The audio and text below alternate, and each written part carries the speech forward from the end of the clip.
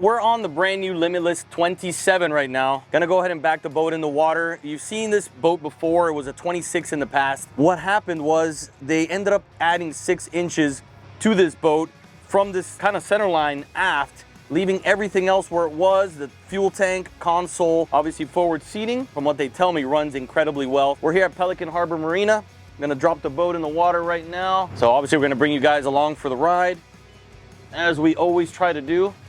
Boat looks absolutely beautiful. The extra length is noticeable, and the fit and finish of this boat, like we've always said, is one of the best in the industry, especially when you're talking about a boat in this size range. I don't think you can find another one that you can compare to this, honestly. A great boat, great size, twin engines, perfect package for a lot of people. Let us know what you guys think in the comments of what you think she looks like so far. We're not gonna go offshore or anything, but we're gonna run around and see what the ride attitude looks like. One thing I like to see is how a boat sits in the water. You can tell a lot about the boat just on that. I can't see it, but it looks nice and level from in here.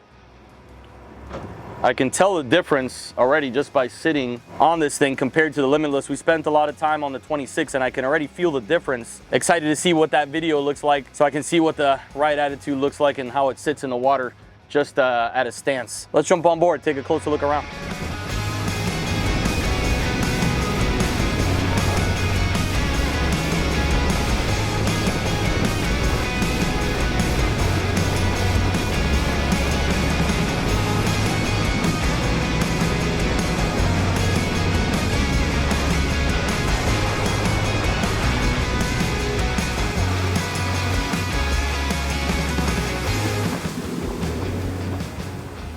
So I'm with my good friend Abraham from Limitless, and I want him to take us through. Congratulations on the boat. It looks really nice. Take us through and let us know what the changes were, you know, from you directly to the viewers, where we would notice the differences the most. Okay, so practically what we did was we gave 6 more inches to the actual length of the hull. So overall you had more space back here in the cockpit as well as in the deck cap. We were able to stretch out the deck cap, do the changes of the rod holders back there. We gave 2 more inches to the side of the gunnel, giving you more height inside the actual boat, making you feel more secure, as well as lowering the back end of the transom as to if the boat overall feels higher off the water.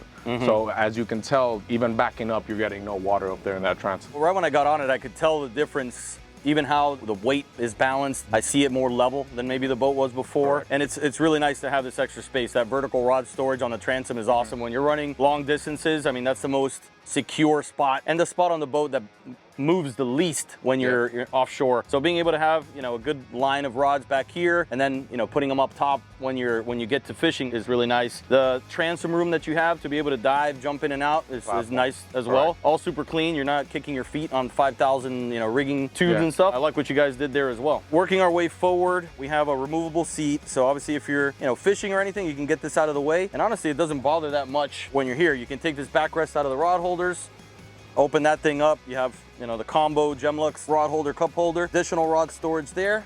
Then you pop this thing in if you're going to run offshore, put that seat up, and it's probably the most comfortable seat on the whole boat. Yeah, it also doesn't crash with your bilge access, so you're still able to do everything as you need. Most guys, you can take them off. Most guys actually leave them because it's just more comfortable to have it back there. What guys do is that they do leave the backrest at their house, but they still, you know, since it doesn't really intrude with their fishing, they're like, well, I don't have to, you know, carry any bean bags, anything of that nature, so they're able to pretty much do everything. Bilge looks nice and clean, 2-pump sea chest. What brand is that? Those are Rule 2000 rules. Being able to have a sea chest to keep your baits happy is really important compared to having, you know, a through hole directly that can catch air, and you can have issues if you want to pressurize these. And how many gallons are the 2 Livewells? 28 gallons a piece each. All right, so you can split 2 different types of bait. You have that aquarium. There was also an update on those as well. Oh, really? Yeah, we were able, since we played around with the height overall of the gunnel, we were able to play around with the height of this bait well, so she gained about 2 inches down, as well as we tightened up on the back end, got about 1.5 inches in the back too.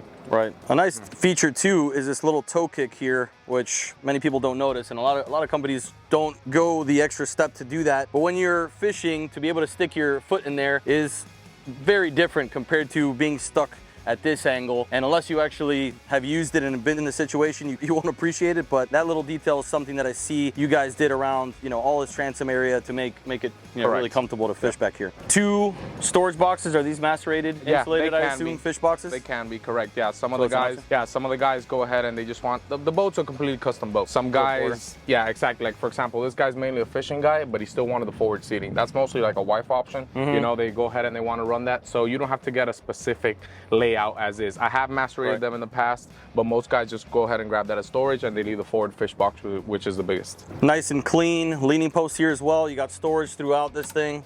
So tackle, stuff of that nature, couple drawers. Oh, it's nice to be able to store, you know, some of the stuff that you're going to leave on the boat, have it there at all times, things that aren't going to rust. And I like the fact that this is like a concise leaning post, not a big bulky thing, so it doesn't get in your way. And then obviously it's a, you know, comfortable seating for 2. This is all depending on how the client wants it. Some guys want the T-chair, some guys don't want the maintenance. I like the free flow effect that this has. As to where when you have the captain's chairs, it does get bulkier. It's more of an in and out situation versus this, that it feels more ample and you can just run in here as you're fishing or just hanging out with the guys. All right, so when you guys order a Limitless, you're not getting one out of a dealership that's in inventory. You're basically building one with Abraham and his team to your exact specifications to a point, but you know, these guys do a great job of building a really nice, you know, semi-custom boat. So Garmin, what kind of electronics can you do besides Garmin? You can do Simrads, Garmins, pretty much whatever fits. Some guys want to go the Hummingbird route. They connect real well with them in codas, but pretty much we adapt to whatever the customer wants to be able to retrofit. If it's something that's too crazy, it just doesn't simply work, we'll say no to it, but usually, you know, we adjust ourselves, correct, depending on what the client wants. So I got nice and clean 2 16s, I assume? Correct, yeah, those are the 86 16s. 1 XSV, 1 non. JL audio sound system throughout, Fusion head unit, and your switch panel nice and easy to see, you know, out of the way, and I assume that lights up when you click something. His Boca Tech switches have become very popular and they're, you know, super nice. And you guys now offer this enclosure? Yeah, you can do 3 ways. So the standard way is a standard windshield on the actual center console. Then you have the 3-panel enclosure, which is on the actual piping itself. I designed it in a way that air still free flows through it, so it's more coverage than the standard windshield, but it doesn't feel as locked in as the polycarbonate, correct. And then the third option is the polycarbonate closure. It's all the way around. Some guys, you know, they fish in cold weather and that's what they want. Guys down at the Keys don't want that at all because it feels very hot back here. Right. So it all depends what the client wants. You mentioned you made some changes to the hardtop as well. What did you guys do? There were design changes. In the front, we gave her about another 1.5 inches from the midsection. That way I got a more rounded curve for the front. So it's an aesthetics thing. As well as we gave her some girth on the actual hardtop itself, giving us thicker channels to be able to run all the wiring through, making it more possible to do all types of connections up there, second station, you know, etc. Gotcha. And then these pods are optional? I assume? Correct. Yeah, everything up here, this is a custom hardtop, so there's no bottom mold to this hardtop. It comes out crude fiberglass, and depending what the client wants, we put it on. Okay. All right, very nice. Let's work our way into the console space. You guys used to have a forward opening door, correct? Correct, yeah, but it was stealing a lot of space as far as usability for the forward area. Since you needed a step down where you open through, I couldn't rig, I couldn't, you know, recess the subs.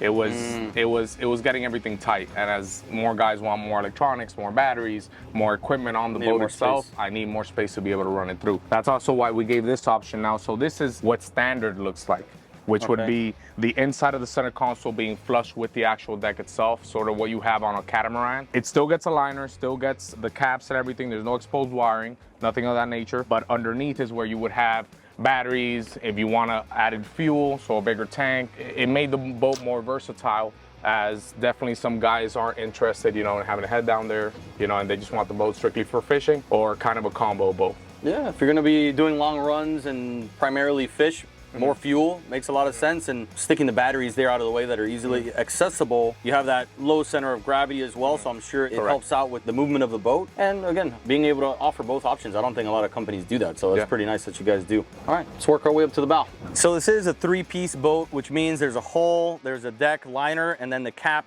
So they were able to add storage underneath this, which is nice. Otherwise, it's just dead space. They have a storage hatch midship, which a lot of boats don't offer, and you can never have too much storage. That area in the stringers usually is just dead space. So it's It's really nice to be able to use it. And then little details like this, the recessed JL Audio subwoofer, so you're not skinning your shin when you're walking by here, is a nice touch. This owner went with the forward seating, even though they do fish a lot. These guys don't just bolt in an added piece after the fact. You know, this thing is a serious structure that you guys built in, and it looks, you know, beautiful up here. The forward seating is an option once somebody actually picks it through, is since it can't be in the liner itself because it wouldn't leave because of this, I needed that extra space to be able to make that hatch lid big enough for big fishes to fit in there. I designed it in a way that once it actually comes out of the mold, the forward seating, then it gets instrumented into the actual liner itself. All of this gets glassed in through and through, in the front and the back, behind the actual wall itself, and then it gets completely finished.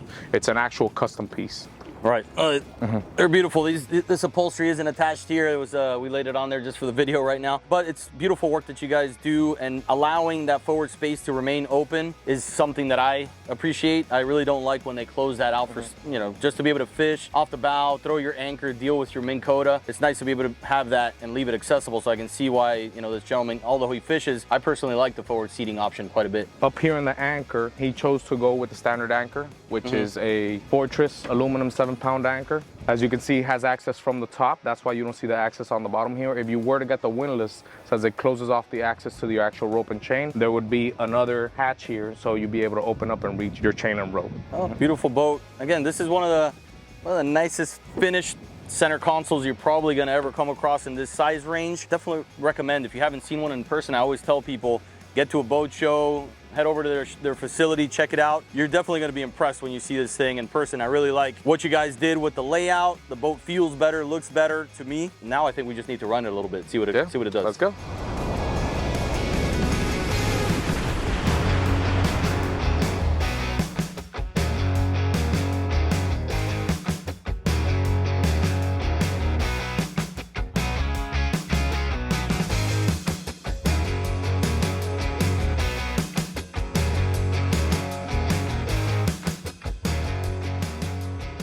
Well, there it is. That is our walkthrough on the new and improved 27 Limitless. Abraham, thank you very much. Thank you, my friend. Hope you and your family are doing well. Got to go by the factory sometime soon. Yes, sir. So yeah, if you guys want to see one of these, reach out to Abraham. We'd be more than happy to connect you if you'd like. They build them right here in Miami, so if you want to see their facility and watch how they build them, definitely recommend that as well. Any comments, any questions, drop them down below, and we'll do our best to answer those. But again, my name is Alan. Thank you guys very much for being a part of this, and we'll see you again very soon.